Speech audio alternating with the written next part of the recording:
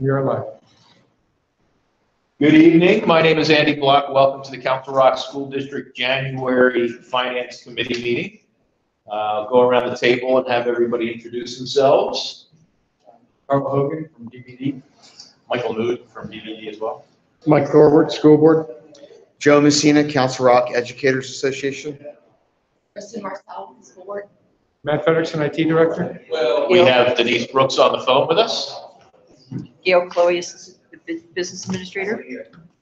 Bob Reiner, Director of Business Administration. And again, Andy Block sitting in for Chair Mark Violet. Walking into the room, we have Joe Hidalgo and Mr. Ed Tate, School Board, as well as Dr. Robert Frazier, Superintendent, and Mr. Bill Stone, incoming Business Office Director. With that, I'll turn it over to Mr. Reinhardt. Thank you. Matt, you want to? Thanks. We have a few discussion items tonight, some significant, and we have some guests here, and I will talk about them a little later. But review of June 30, 2018. I'll have 19 out there. And wow, I just saw that. Audited financial statements. I will tell you, everything here tonight will be very consistent with what you've heard before. The fund balance and all the numbers are the same as they were as you've been updated. The 2019 capital financing plan, Jack Williard will be here tonight to review that. I am going to do a brief overview of what I showed you in November with the plan and show how this financing ties into our big 5-year plan. And then we're going to talk the review of the 2019-20 budget, the PD 2028 proposed preliminary general fund budget. It's different than what we've done in the past where we had the resolution. This is really going to be just to start the project, and I will go over the process, I should say, and I'm going to go over that on how it was proposed so you understand it.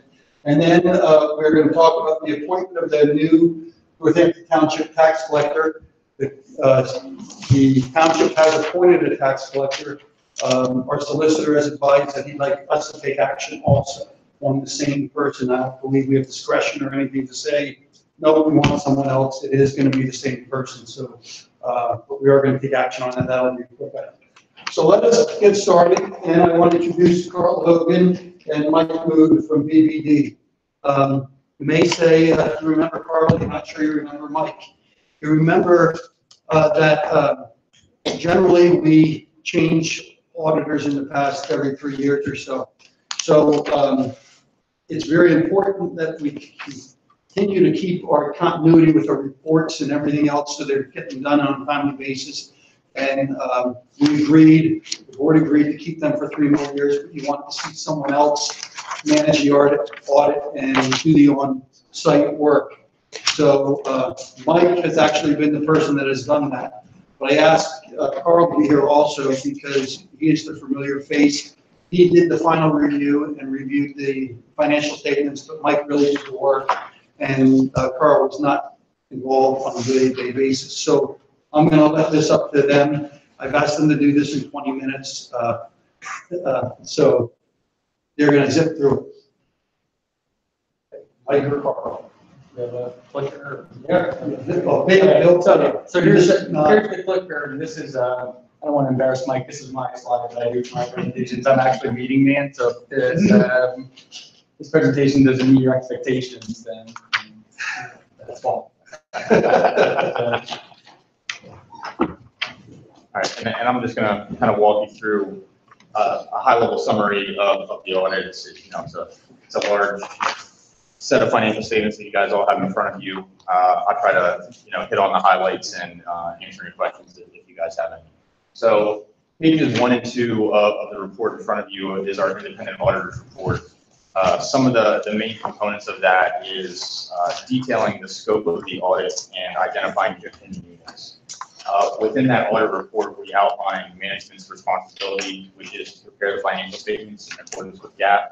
It also outlines our responsibility as auditors, which is to express opinions on each opinion unit and conduct the audits in accordance with generally accepted auditing standards as well as government policies.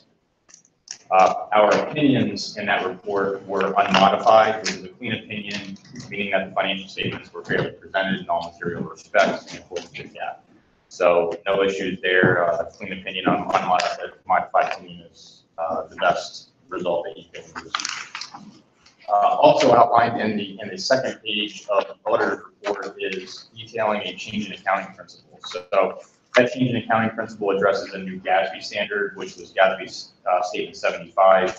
That relates to other post-employment benefits, which you have an employer plan as well as a plan that's associated with feasors. We have a future slide that will go into that in a little bit more detail, but that was noted in the audit. It also talks about required supplemental information, or RSI, as abbreviated, which is your budgetary comparison schedule, as well as some supplementary information on the feasors pension, as well as the OPEB information. There's some additional disclosures that are in your audit report associated with those items.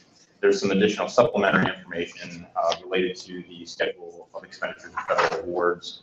And there's another report on our, that we reported on internal control and compliance based on our audit, which there were no issues as a result of our audit in relation to controls.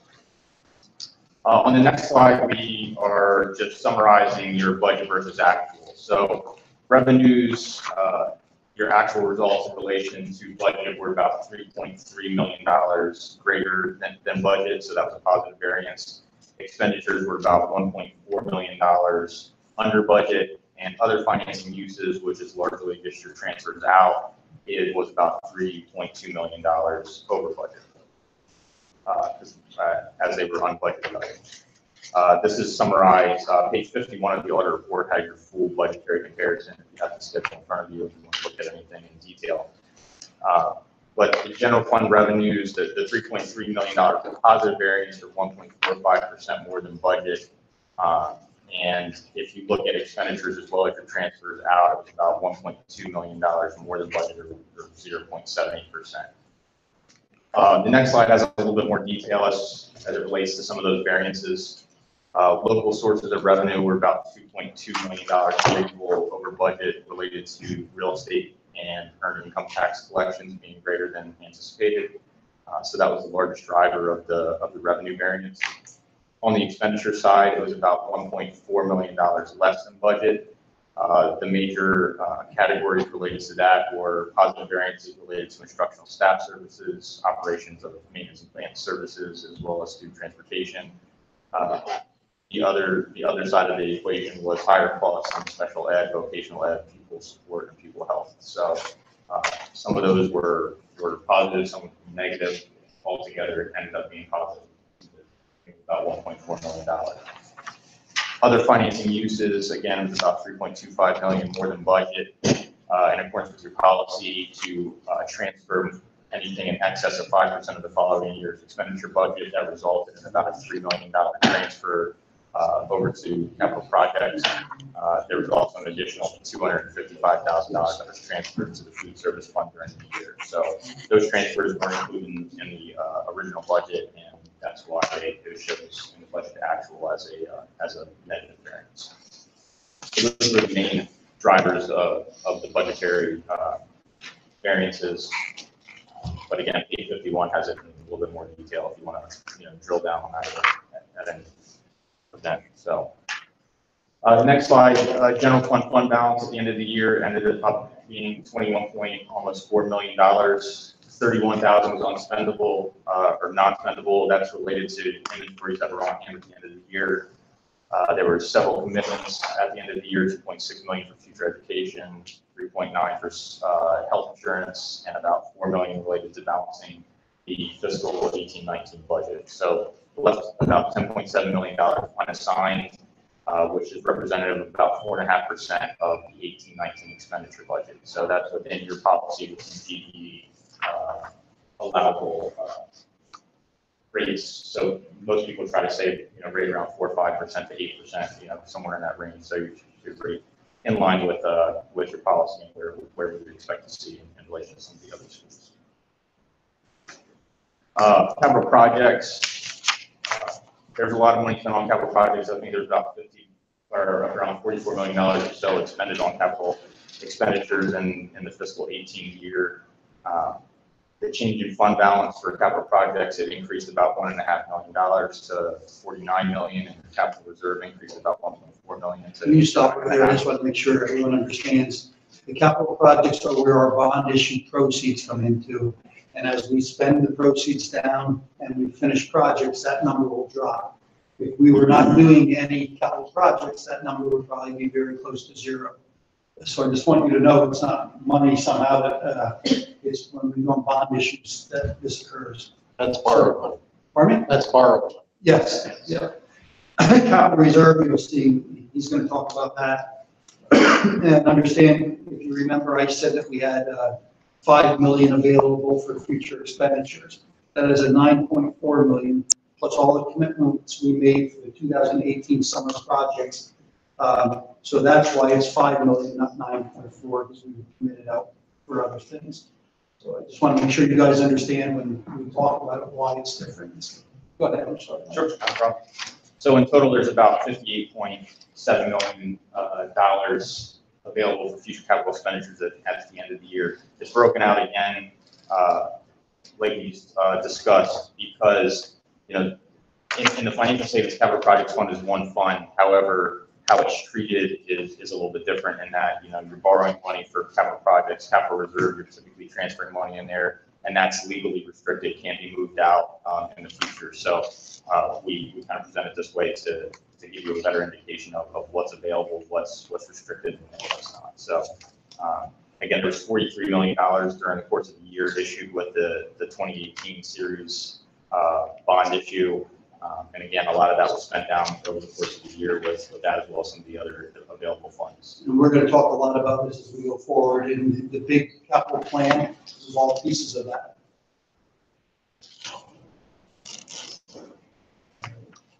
Moving on to the next slide. So this is a detail of the features components, which drives a lot of the liability that you have on your government-wide balance sheet on your financial statements. So back a few years ago, GASB 68 was implemented. It resulted in a large, roughly, $400 million liability that was put on your books for the net pension liability. This year, as I talked about in your in the auditor's report, was the implementation of GASB 75, which updated GASB 45 related to other post-employment benefits. So PSERS also has this health insurance premium, which part of your PSERS rates that are detailed there has a post-employment benefit component. So 0.83% of that rate is related to OPEB, and the remainder, that difference is related to the pension liability. So those contribution rates are inclusive of both contributions. So that resulted in about, over the course of this year, your pension liability went down about $8.6 million. Your OPEB liability, when we restated the prior year for the implementation of GASB 75, went down about another $1.2 million. So at the end of the year, between those two liabilities, there's about $417 million on your books related to the two. Again, most of it's the pension, but there is around $10 million or so related to the other post-employment benefits that are also on your books. So we just wanted to give you an outline of the projections that are expected moving forward. Again, they haven't been fully certified, but we do expect to see some increases of the current rates as they presently stand. I'm sorry, can you speak a little bit louder? Certainly. Can we move that down a little bit too, just so Denise can? Thanks. So we're just discussing the future contribution rates and looking out over the next 5 or so years. Projections, they are expected to increase, but again, some of those rates, do change year to year. But we would expect to see some additional increases. Again, the state is also funding, half of those costs. So it's important to note that, the district itself through local sources won't be fully paying for that. Half of it would be funded by the state at present. Lastly, on the last slide, There were no findings to report on our testing of internal controls over financial reporting and on compliance. We didn't have any additional comments that we issued a separate letter for. We did conduct a single audit that was required because you expend more than $750,000 in federal awards. And the major program that we tested was IDEA, or the Special Education Cluster. Our opinion on that was unmodified on compliance. We also reviewed internal controls as it related to the execution of that single audit program. There were no findings that we encountered during our testing. And then the last few items are just some of the reporting requirements and timelines where you're required to submit some of these reports to external parties. All of them have already been completed and were done within the timelines that are listed here in the slide. We'll tell you, the financial statements with Emma is probably the most important thing. If you remember, it's been a big issue with the SEC a few years ago, where in the past we were not as concerned about 6-month filing, and many districts didn't file their information on time. It has become much more important.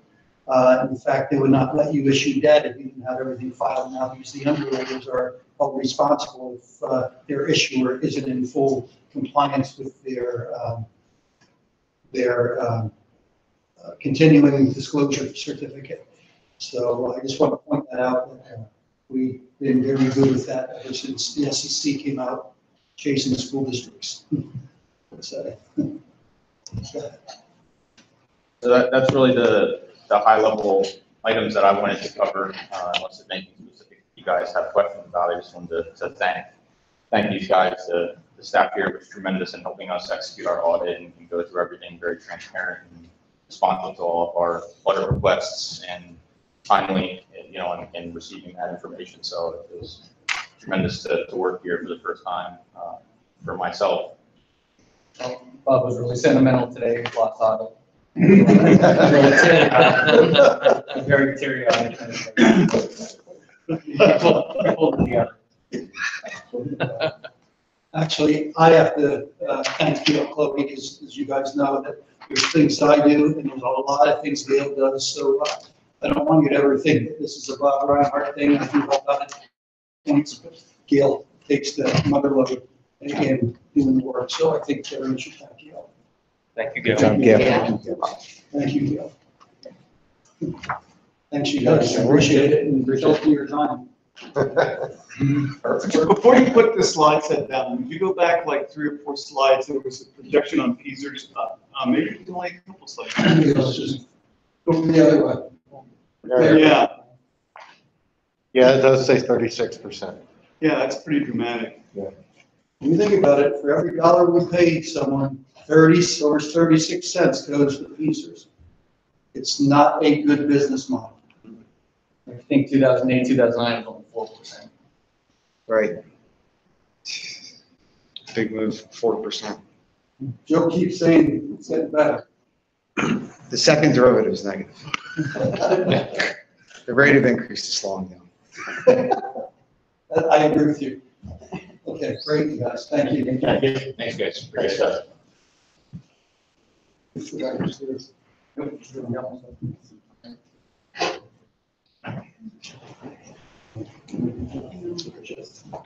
The agenda, audits and then bond issues.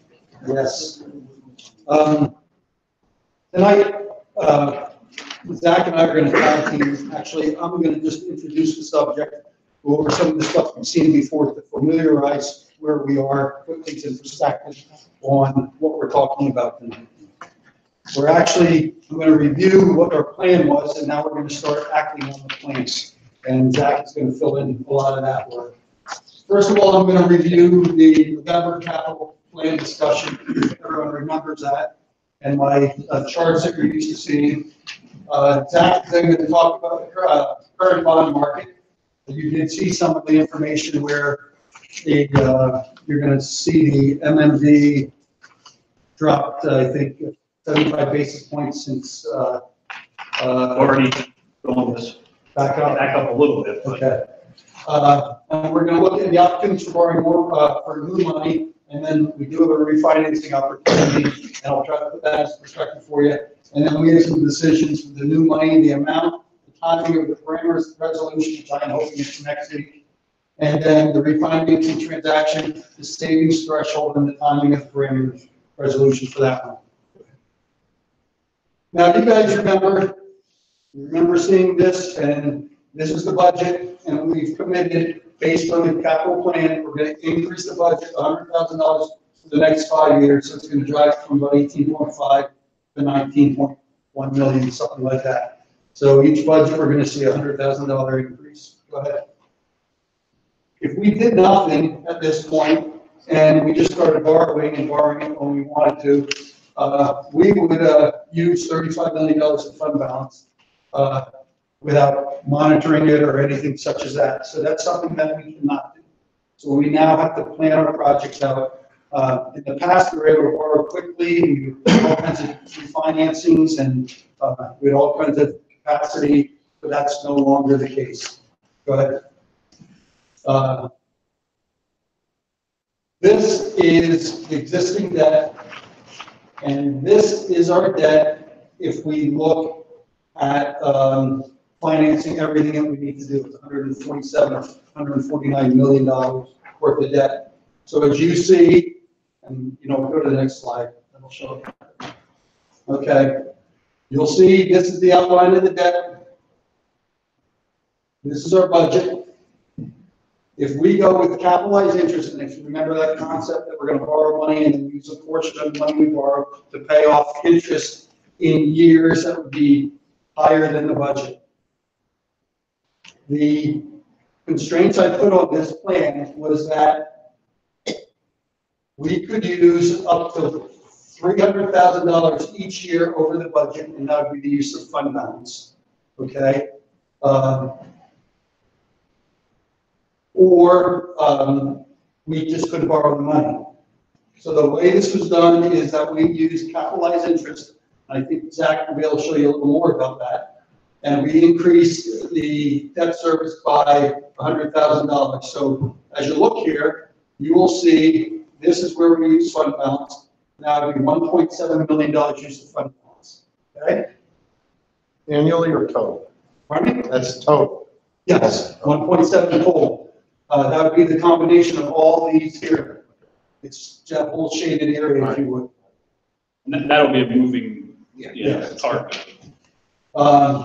Debt service does not drop below the budget until the 2028-29 year. So we have constraints there. We can't borrow as much as we would like to do all the projects quickly. So we have no room to borrow after we do this until 28-29. So you'll see that I have a project sitting there saying we really can't start this yet. Go ahead. If we want to delay the projects and not use capitalized interest, we have to delay our borrowings. Okay. So what's going to happen is you'll see that we would use $1.4 million of fund balance. But without capitalized interest, we're going to delay projects, and I'm going to show you how that happens. Go ahead. Okay. You had a facilities committee meeting on October 18th, and Doug Taylor went over with you the beginning dates of projects and the end dates of projects. Okay. If we use the option of capitalized interest, you will see that these projects do not get delayed. 9/1/2019, 11/1/2020, you'll see the same dates. You see that? So we don't have to delay any of those projects.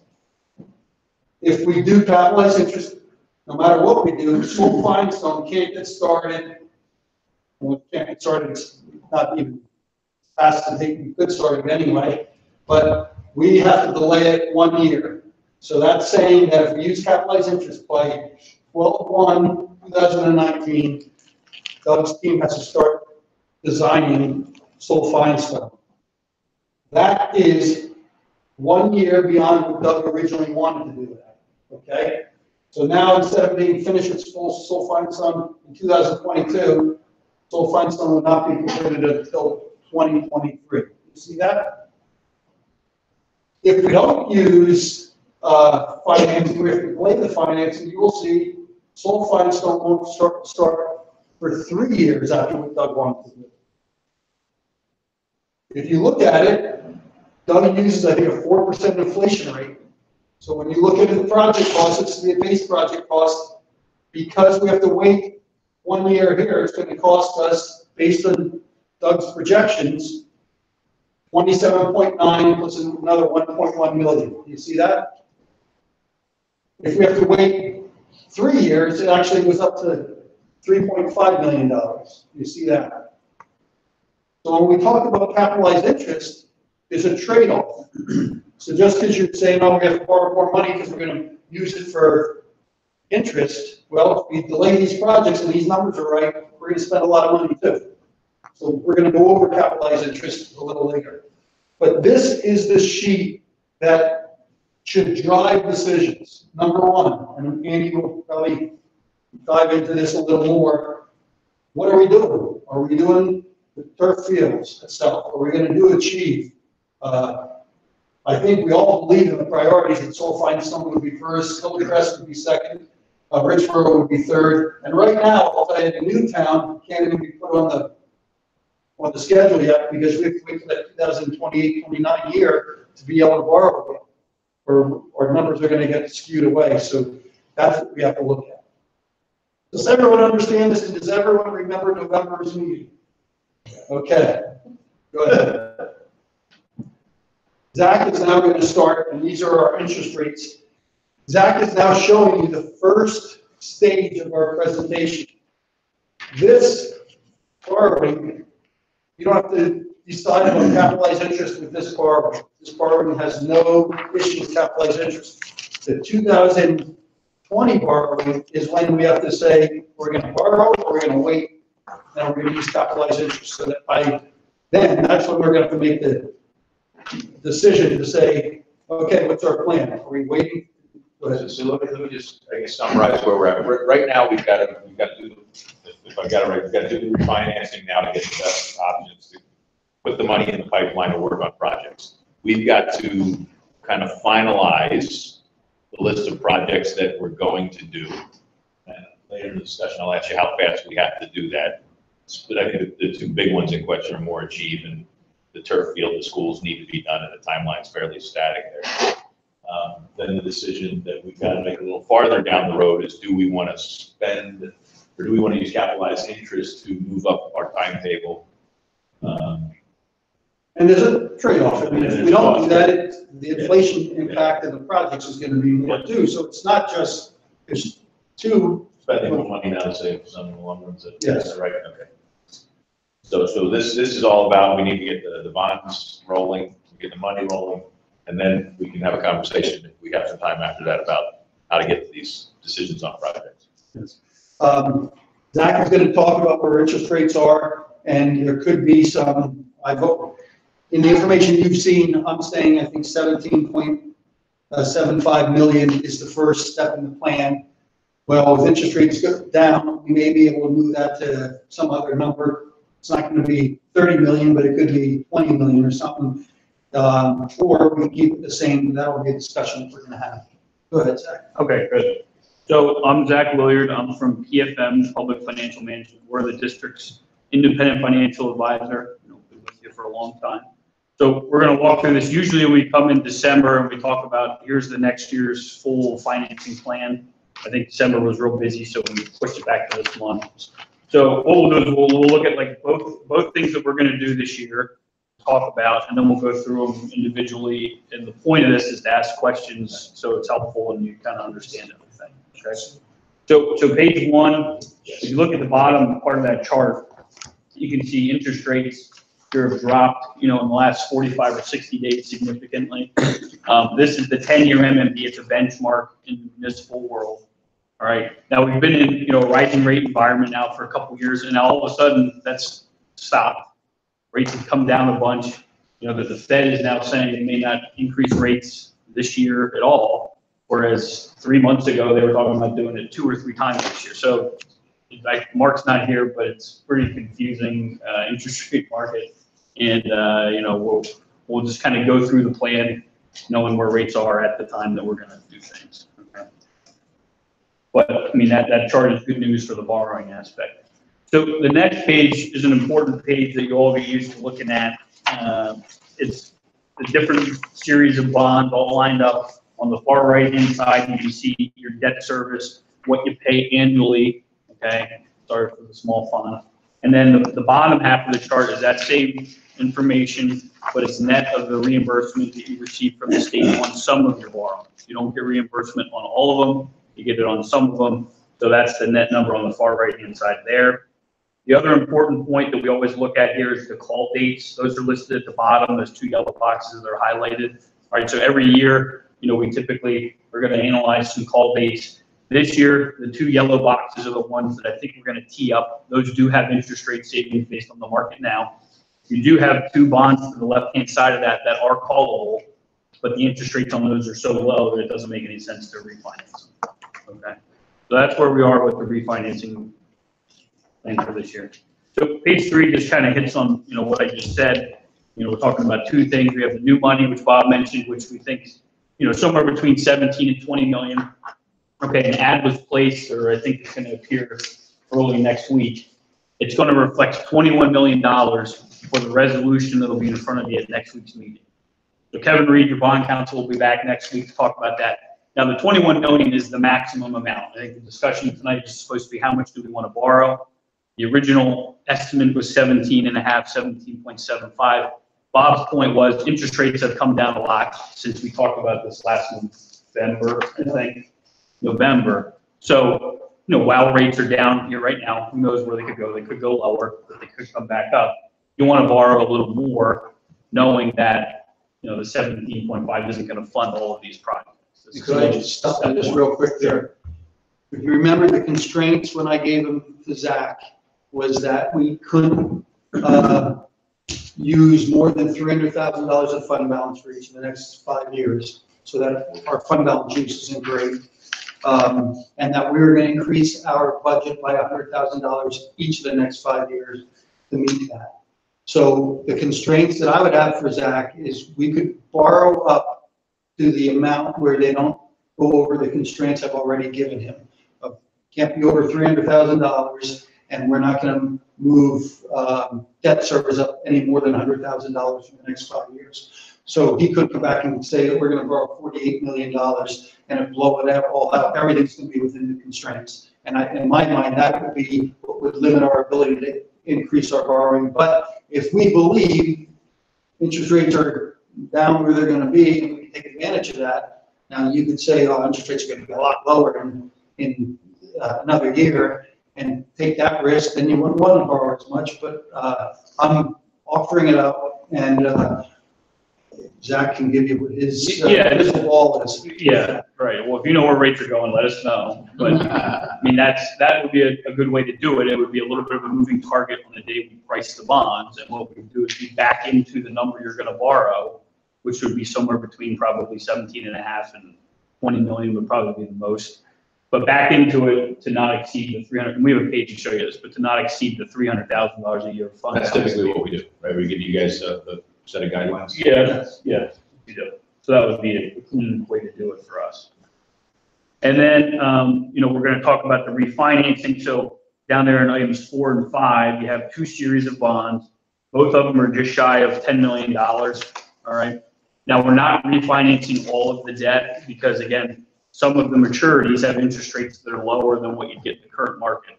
So what we do is, based on the market at the time of when we price the bonds, we're going to cherry pick the right maturities that save money. The ones that don't, we just leave them alone.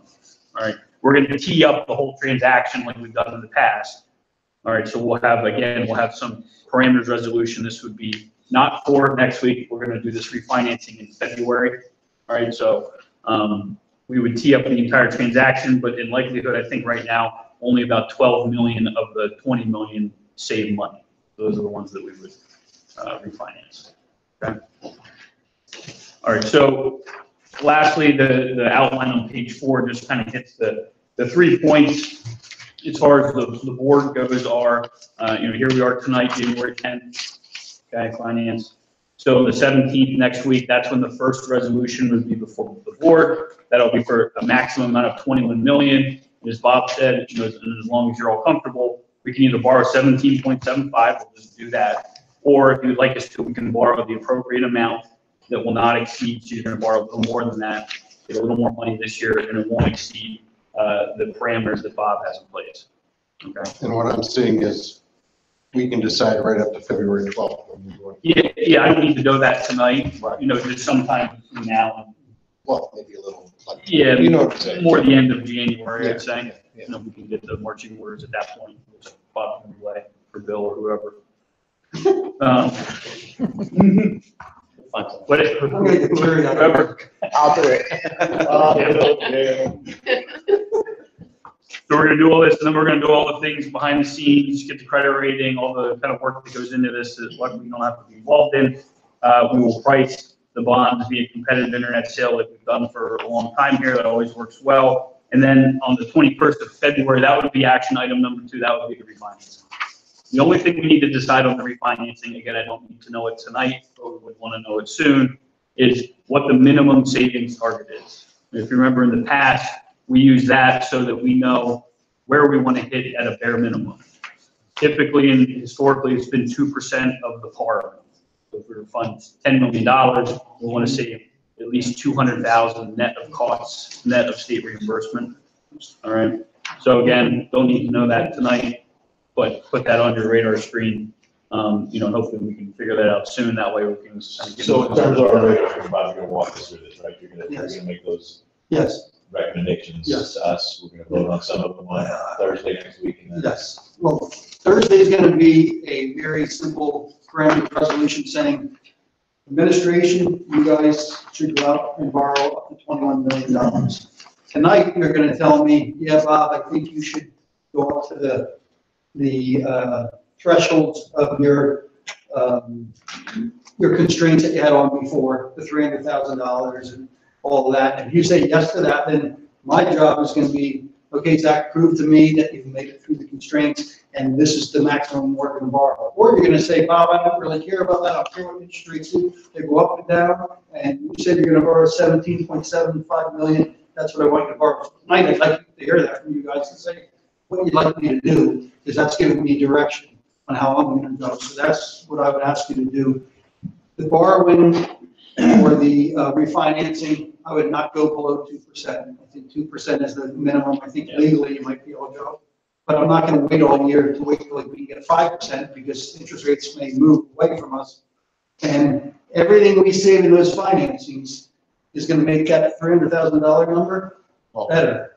Yeah, smaller, because we're taking money out that we were expected to spend. So you might understand it completely. And just a reminder that, the 2% is a minimum. I mean, we in the past, we've had, I've seen some nice. we've hit $1 million before. We're not going to do that this time because we're refunding debt that was issued at really low rates. That, But just to be like clear, 2.7, so, yeah. it's surprising. We can only refund it because rates dropped here in the last 2 months. But so it's not a target, it's a minimum. You're shaving 30 basis points, is what you're trying to do. Okay, so let's pause. Any questions about timing or meetings or resolutions? Does anyone need anything re-explained? We've been doing this, this Yes. has been happening pretty much annually for a while. Yes, and I just wanted to go over so you put this in place, because usually we're together when I do that. And now I did this for you guys already. We owe this publicly, Yeah. Okay, so now we're gonna just hone in on the new money. So this is the version that, I think you've seen a lot, Bob and I look at a lot. Bill's gonna get real in love with. But so page 7, again, small, What do you like it? small, I apologize. But so left to right, in the purple column, that's where we, over the past, have always included refinancing savings. Last year, I think, was the first time that we didn't refinance fixed rate debt in probably 10 or 12 years. So, I think this is fine for now, yeah. So then, column 12 is where you are now. So that ties back to that page that broke out your different borrowings. Last year we did the big borrowing, 43 million. So the blue column, 1775, that's column 3. That's what's next on the docket. All right. So as Bob said, we can upsize that a little bit while rates are lower, as long as we stay within the constraints, which skip all the way over to columns 20 and 21 on the far right-hand side. That's kind of the end of the day, that's where we get. So when this whole plan, as it sits now, is completed, based on, the interest rates that we have estimated here, which will be different for sure. All right, we were solving in column 20 to make sure that in every year, except we have one blip in there just because we couldn't do it, that we don't exceed $300,000 over what your debt service budget's going to be. And that's a combination of the timing, so when we do the borrowings, which is up here, this top banner at the top of the page, okay? As you can see, we're doing this over a number of years. And it's also a combination of the line that says capitalized interest, which is right below the top banner there. So in the blue one, there's a zero there. It says 17,750, that's the size. Below that, there's zero capitalized interest, all right? That's why I said this year's borrowing, you don't have to make a decision on moving forward with capitalized interest or not, because there is none in it. Yeah, it's not going to hit your budget hard enough because of the size of it. So then the following year, we're going to borrow 20 million. So at that point, we'll have everything we've ever done in the past, plus this year's, plus the new 20 million. So in that scenario, there's estimated right now $675,000 of capitalized interest. Okay. Now, capitalized interest isn't a new thing. It's just new to Council Rock because you've always had so many refinancings that have helped kind of shave down the budget impact of all the borrowings we've done in the past. And the fact that you've done a lot of work in the last 10 years and you've fixed a lot of buildings and done a lot of nice things. So your debt and your debt service budget are higher than they were before. All right. So that's why we're kind of talking about this new topic. Then the following year, we borrowed 29 million approximately. Again, all these numbers have changed. You can see the capitalized interest number jumps. That's the highest year. So right there is like 2.7 million estimated now for capitalized interest. That's because you're going to have all these different borrowings hitting your budget all at once. All right. And then as we get out farther out in 2023 and 2024, we're going to be farther down your existing debt. Your debt starts to fall off in the out years. All right. So it doesn't hit your budget Unless we have projects. unless you have, Which we will be doing inevitably. so read between the lines there. Yeah. Just be real about Right. it. We've got, because of the ADR facility, we've just got this water wheel of work that's got to be done. And that's why, this is the ever-evolving plan. I mean, we've had this page now for a long time, so we'll keep changing it as you tell us to change it. But so again, the two main points, or the three main points are, the timing and the amount of capitalized interest in the top banners, and then columns 20 and 21, which show you, where we are as far as how much fund balance you're spending and where your budget gets to. So this is all assuming that you get your debt service budget up to 19,066 over the next 3 years. Well, that's 5 years. So that's the new money plan. We're just focused on the first piece of this. So questions about that? Okay. Please, and I always say this, the merit in doing this is in the projects. You have to agree that the projects need to be done. Just because we have the money, we don't fund projects. It's the merit is, the first thing is the projects, and that's what's causing this to happen. This isn't that we're borrowing money and now we're going to do the project. So I really want it in your head is, yeah, we need to do this. We need to do it when we need to do it. So that's the thought process, I think. Right now, based on the plan, this is how we're going to do it. So we're the cart, we're not the horse, I guess. That's what I'm trying to say. And I didn't point that out, but the projects that we're assuming are listed there. And Newtown, as you pointed out, is not. So this doesn't include that. I just wanted to tell you that when we talk about all the savings we had in the past, since I was here, we refinanced almost $150 million of debt. We saved $12.7 million in debt service, where we were able to fit it in.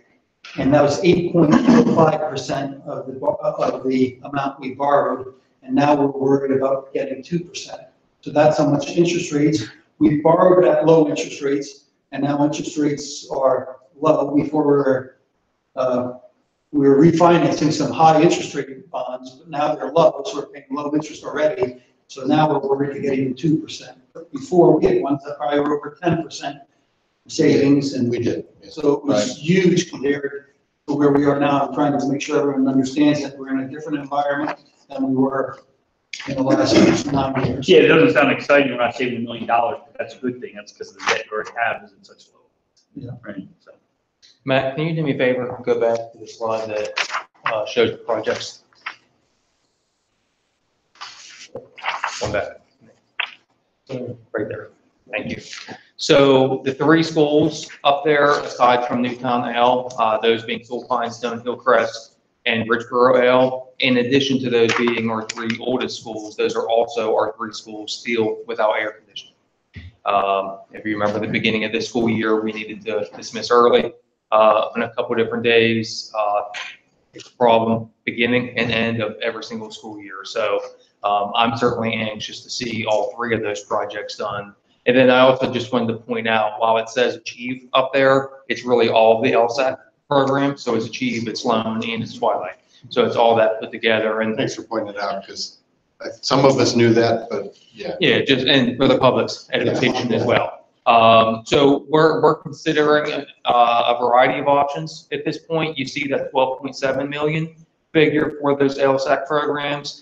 That the assumption with that number is that we would refurbish a portion of the existing Richboro Middle School and repurpose it for those programs. So The most expensive option. well, we'll see. We'll see. I mean, we're engaging with a commercial real estate agent, as I think the board knows, to look to see if there are any properties around. We need about 25,000 square feet for those programs.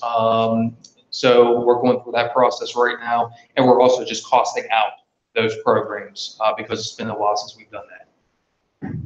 So let me ask you a quick question. The school renovations are kind of,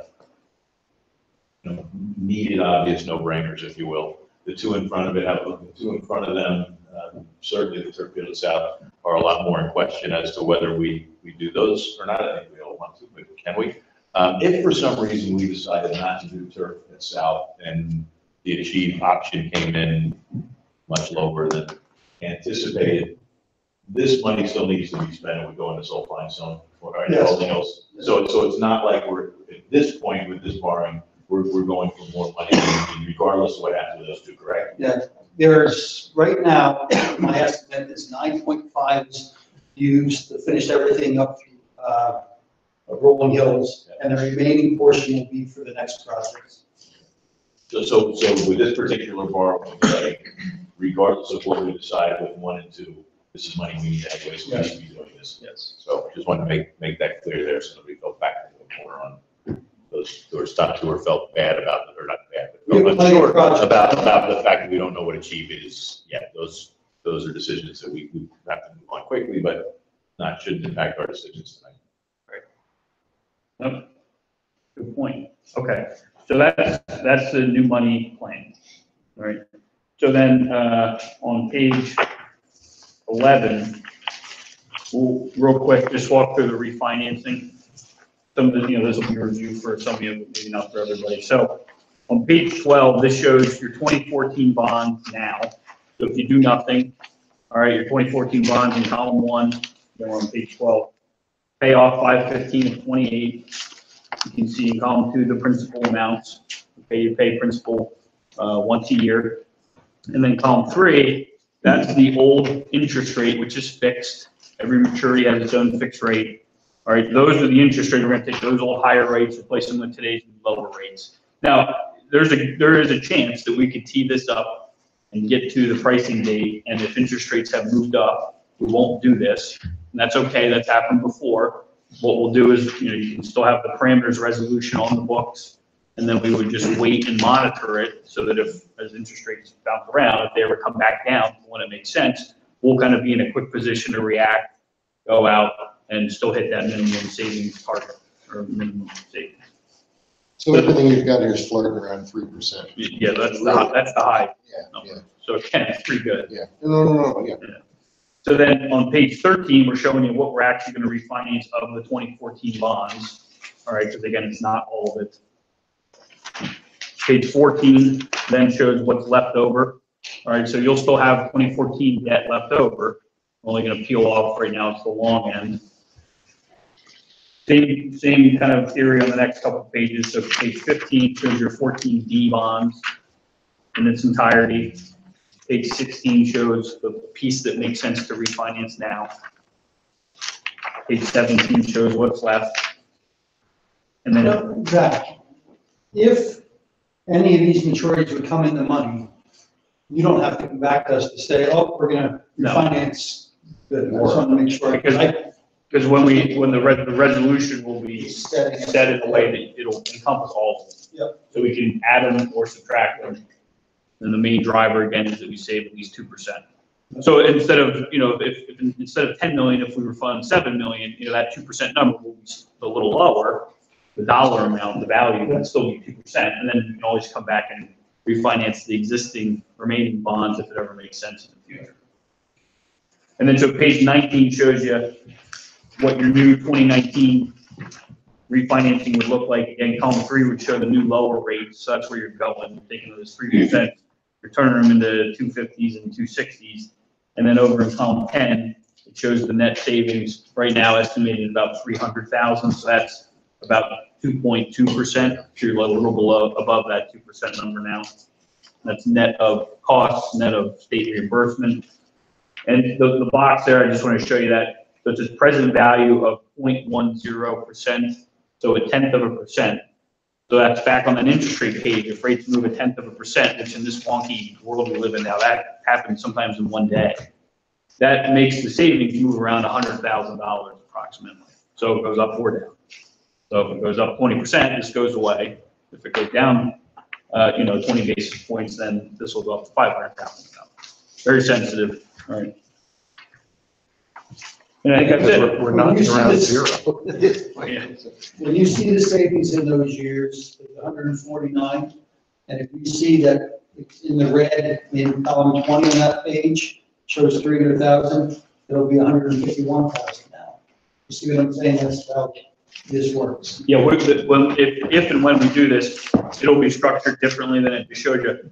We'll have already done the new money at that point, probably, most likely. So we'll know, back on that colored page with all the different columns, we'll know what those numbers look like, and then we can use the refinancing savings to help target years that have the most red. Yeah.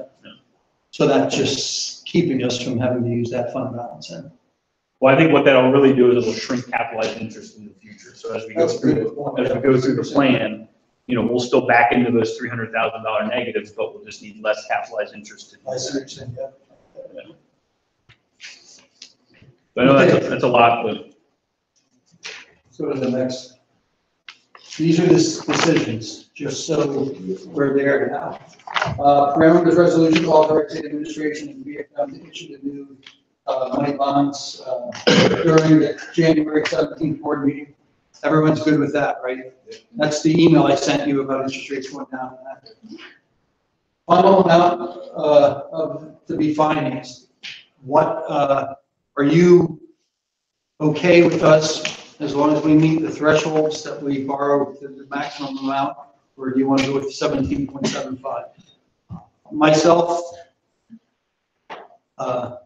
interest rates are still historically low, and I would probably want to take advantage of this if we can. And Bill, you have an opinion on that? Are you good with that? And that excess money. 15 minutes I've spent on. Pardon me? That excess money is invested. Until we use it. We can only invest it for so long, though, right? It's 3-year temporary, correct? 3 years. So it's not, It'll be it's not spent. 3 years, it's 3 years. Yeah. But another point to that is, years ago, I mean, not even that long, 2 or 3 years ago, borrowing extra money to sit earning 0% was costly. Now you can actually earn 2.5%, 3%, somewhere around there. So borrowing more, the yield curve is kind of flat right now. You can borrow long-term and invest almost at the same rate short-term. Strange, but so it's not as painful as in the past. We didn't want to go borrow a bunch of extra money because you'd be paying 3% and you'd be earning 0 out there. It's different environment. I was more concerned about state obligations. We borrowed it Yes. So, 3 years. We don't want to borrow money if we can't. let me ask it this way, and Denise, I'll come to you on the phone in a second. Is there anybody in the room who's opposed to going to the threshold? Okay. Denise, everybody's nodding yes. Denise, any objections?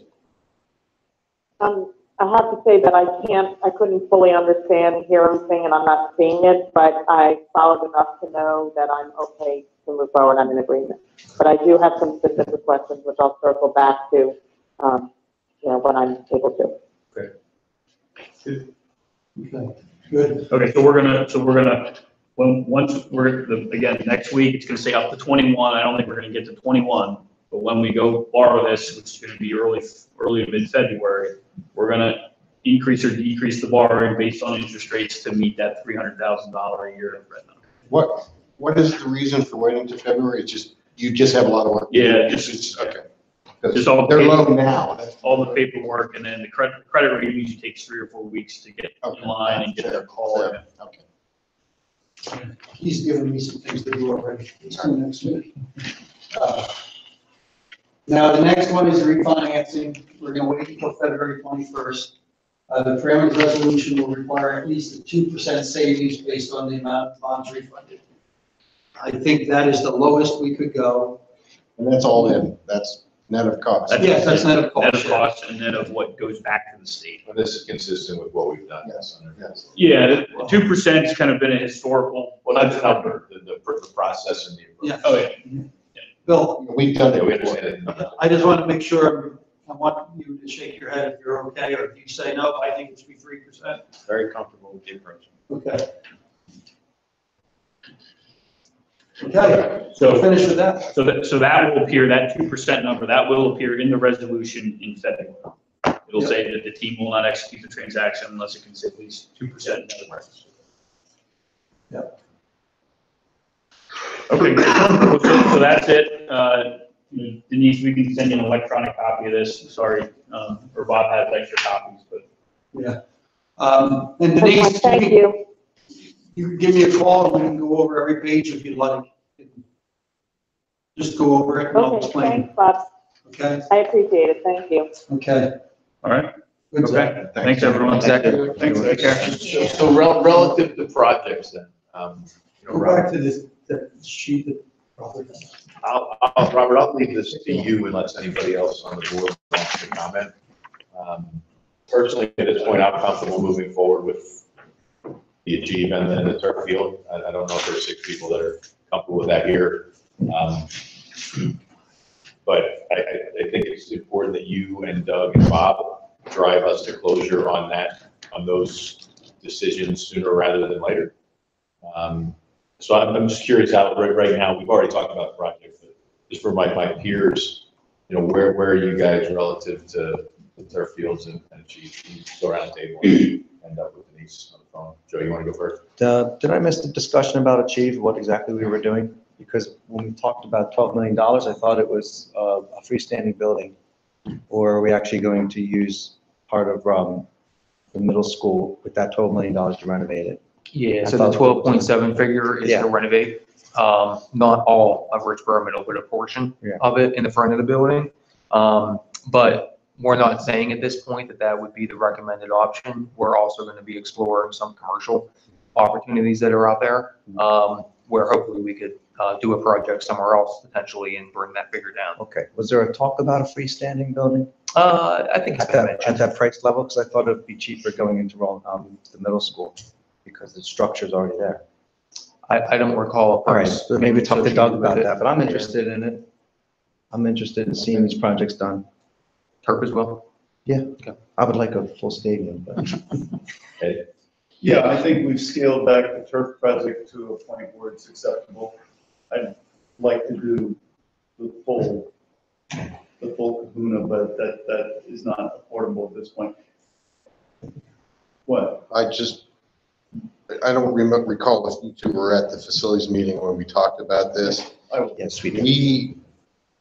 That will put the turf field in and the infrastructure should we want to continue at a later time. So it's not a start all over from scratch later, just so you're aware. Really? Yeah. Because I thought that you had to build the full stadium around the track. No, and then the reality is that this track constrains the turf size. So you actually can't have a proper size soccer field. For sure? Oh, yeah. Okay. You know, in North, we have the soccer fields actually smaller than it. Okay. It's regulation, but Not the if you were building it without the track, you get a better, it'd be better for sports. And then you actually get more, because you can run other things across the field. So by doing it this way, we have the opportunity at a later date to build up the stadium and still have the track in the other location. Okay. And we've located it such that it would be optimal to construct the stadium. For the locker room. The question I had about Achieve is, given the current and planned use of Newtown Middle School as the swing school for the elementaries. Richboro, yes. Does that prevent the start of the Achieve renovation? Yes, Okay. absolutely. So right. that's Yeah, what so we'll be using it next year, 1920, for Right. Rolling Hills. Right, So we couldn't even begin anything until that summer. right, okay. Hence the look for commercial Right, space. right. That's why we're doing Well- a two-pronged approach here, Right. multi-pronged approach. And that's being done for a couple of different reasons. One is just to be competitive from an economic standpoint, make sure that we're being responsible with these monies. But two, as you all know, we have a 6-month out clause with LSAC. Right. So we have to have a backup plan. It's really time. Should that happen. Yeah, well. Yeah, we've been there for many, many years. And The other question we haven't discussed, I don't think, is if we do renovate half of Richboro Middle School for Achieve, then what is the use for the second half? Did we discuss putting in the operations from Twining? We haven't talked about, that would be a follow-up to the capital. Yeah, so that's, And we had to just get a number in here, yeah. So I mean, that's, build a financial Even plan. if we don't make a decision, the money's gonna be spent on sulfide soon or whatever. yeah. Right. So I think that the whole thing needs some flesh out. That, to me, is another reason why there's no certainty Achieve is going to go to Richboro Middle School. Right. No, not right. But that number assumes that we don't really touch the back of the building. Yes, I understand, so, yeah, but I support planning for relocating Achieve. For the turf field, I'm 110% good with that. For Achieve, I just echo the other sentiments that I just feel like it's not quite there yet, that we need to figure out what we're doing. Is that Kristen speaking? Yes. Yes, I'm Can sorry. you talk a little bit louder? Move Denise down there. I'll just try to talk really loud. So Denise, I'm just saying that for the turf field, that I was in agreement, I'm good moving forward with that. For Achieve, I just feel like there are a lot of things that still aren't there yet, like there are a lot of discussions, but I look forward to, doing that and doing the due diligence. That's right. No, I'm good. I mean, the turf field fine and Achieve, I'm glad it's up there just as a priority order. I mean, and I think that's really what we're holding now is just a priority order. We got to do that next. And so we're there. I mean, that number may be a little iffy, but it's needed anyway. But it's either way, we're gonna, yeah, so, yeah, I'm good with take advantage of the interest while we can. It makes the most sense. As Robert pointed out, we've got 3 schools with no air conditioning yet, and in desperate need of renovations, so. Denise, do you have an opinion on the 2 projects outside of the schools? Well, I'll say that I welcome a lot more discussion on all of it. For me, the biggest priorities are the existing buildings without the air conditioning, those renovations and such. After that, Achieve is absolutely a priority. I couldn't hear a lot of the conversation that you had tonight, but it sounded like you were talking about potentially renovating a portion of Richboro Middle for that, and I'd like a lot more conversation about that. Achieve is a high priority, but I'm not sure what that would look like. Renovating a portion of the building, the program itself is considerably smaller needs than what that building is. So what impact does that have on the holistic view of that building and the future of that property in the district? So And, you know, I'm open to the conversation about the turf field. The conversation we had at the last meeting about it was compelling, but for me, it's a lower priority than the other things we're talking about. But again, it's all in the context of the totality of the costs and, you know, the competing needs. So I'm not opposed to any of these conversations, but definitely not 100% committal on anything yet either, so. So what I'm here, we've got marching orders on the financial piece of this.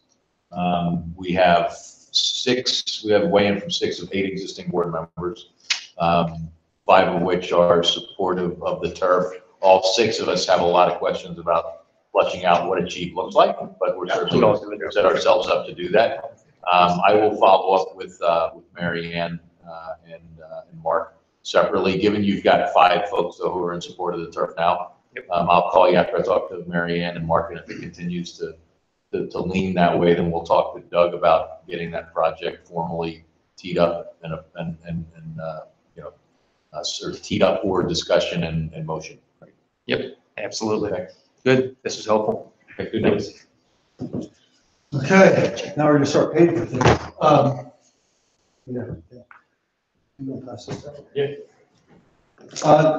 This is something that many of you are probably not familiar with, the process that we're going to take moving forward for the 2019-2020 Act 1 timeline. If you remember in December, we spoke about this and I showed you that we might be able to take some exceptions this year. So we checked off that we're not gonna pass a resolution saying we're not gonna exceed the Act 1 index of 2.3%, but we are going to file a proposed preliminary budget form PDE 2028 for public inspection for going over the Act 1 index. First of all, I want to make sure you know that we just had some staffing talk last week. The actual budgets from the department heads aren't even due until next Tuesday. So the budget you have in front of you are going to be just mathematical calculations to be able to allow us to go to the next step. It is not a detailed analysis of our budget, okay? But we're required to do this by January 31st, so 2019. So you're going to look at this budget, and I might get real close because I'm going to show you the rates I used of increase, and I might get real close to where we're going to end up. But what this is just to get us to the next step, okay? So I want to make sure you know that, and that's clear. Go ahead. Act 1 exception update. The special ed exception is $989,000. When I reported this to you in December, the retirement contribution exception I told you was $295,000. I got a phone call last Friday from our future business administrator, and he said, "Hey, Bob, I'm doing my exceptions here, and did you realize that the retirement rate was certified 50 basis points lower than what was projected?" I said, "No, I didn't realize that." He said, "Well, it really affected my exception," so he said, "You better look at that." So we were on the phone probably at 4 o'clock, 4:30 on last Friday, and I put the number into my calculation, and we don't get an exception anymore because they reduced the rate from 34.79% to 34.29%. So you got a good man there. He knew something I didn't know, and if you didn't call me, I would have still been showing you this. And then tonight he would have raised his hand and said, "Bob, you're using the wrong rate." So thank you for calling me. The excitement of a business manager's Friday. So anyway, we originally thought we could raise taxes by about 1.3 million, and now we're back down to 989,000. Go ahead. So just wait, what's the difference in, back one slide, Matt, please? The 989,211 and 989,987. Oh. That's just typo. No, yeah, that is, I should have changed this too. I will tell you, and Bill can tell you this, the calculations that are done in this document are a pain. So it's showing me, I say it's 898, 874. This document's telling me, no, it's 899,211. So I changed my documents so that you're not gonna look at this and say, wow. It's a rounding error, but I just want to make sure. No, it's me that I didn't change that number. I'm sorry about that. Sorry. Nice catch. Anyway, I hope I changed it throughout this. Anyway, so now the big number is what are we gonna raise taxes by, or what are we able to raise taxes by? Before, it was higher than this amount. If you see that, the exception now is down to 0.7881 mils rather than, I think, 96 mils or something like that. So that's what the effect of it is. Now, we used to be able to raise taxes by 3.13%. Now we can only raise taxes by 2.9%. You understand that part? That's really the basis of where we are today. 2.3 is the, The actual net shift. So we can go up 0.64% more. Okay? Go ahead.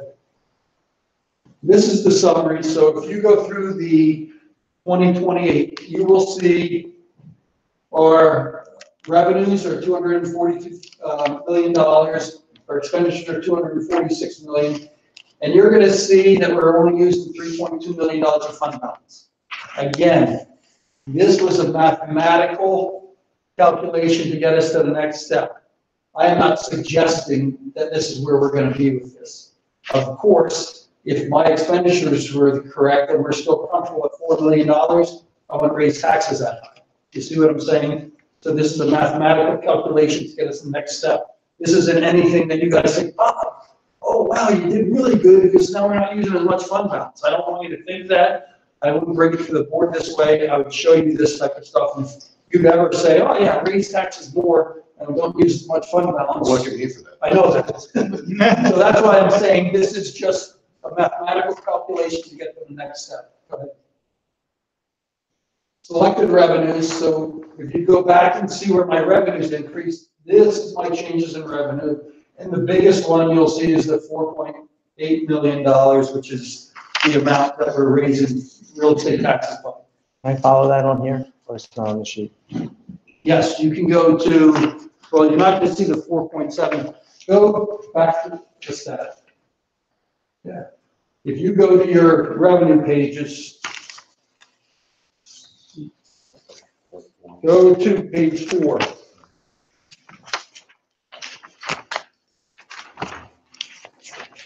You see the bottom there? 242,871.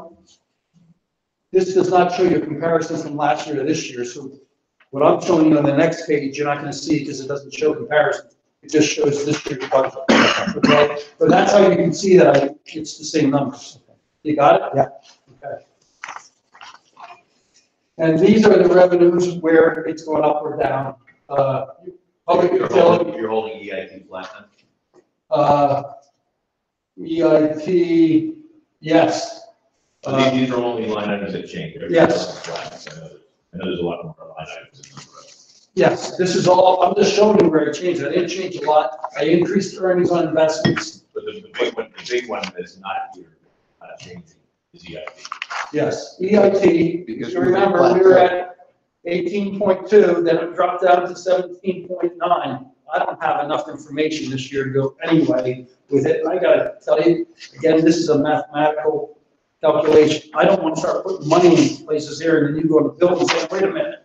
Bob said we were gonna go up this high. So again, I didn't do a lot of craziness here, but I did look over things saying, you know, where am I gonna be able to adjust? I maintain that EIT was ramping up as of late was just a product of the state collecting it.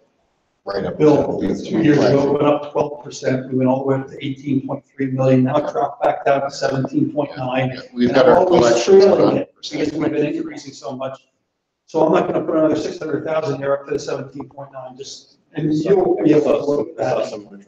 Yeah. So this is the revenues. This is what I've done with the revenues. Transportation subsidy.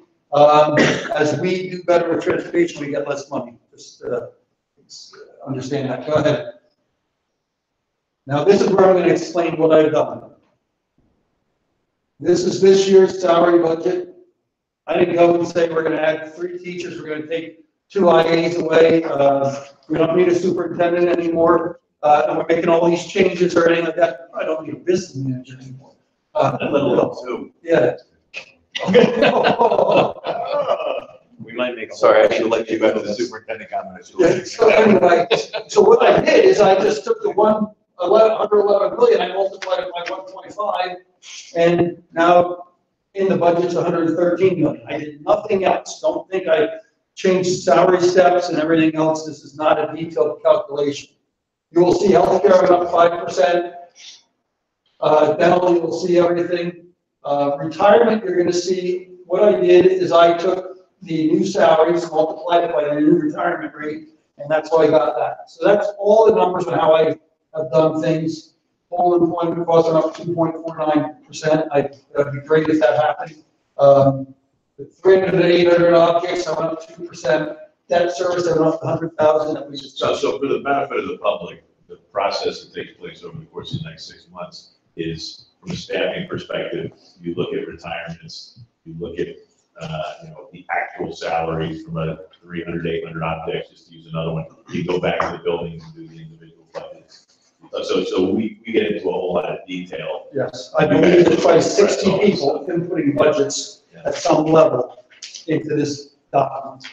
I didn't do any of that. That stuff is all due on the 15th. And I'll tell you, Gil is going to go over, she does the 300 to 900s, and she goes over with a fine tooth comb saying, no, this is missing, this is over what it should be. She'll call the school and say, your approval allocation's this is what this is, and we start cleaning it up. And that'll take till March 14th is where you're going to see the budget document. The administration's going to go over it, and we may look at it and say, we can't show this, and we can't do this, that. Robert may be coming back to all the cabinet members and saying, nope, you got to cut this or cut that. We'll be doing a lot of analysis between there now and then. This is a mathematical calculation. Please understand the difference between the two. You kept me here to get the budget done in a much more detailed manner than this. Okay. We've come to expect a lot more detailed. Oh, yeah. Final budget. And we'll get it. Yeah. We'll get it. Yes. Yeah.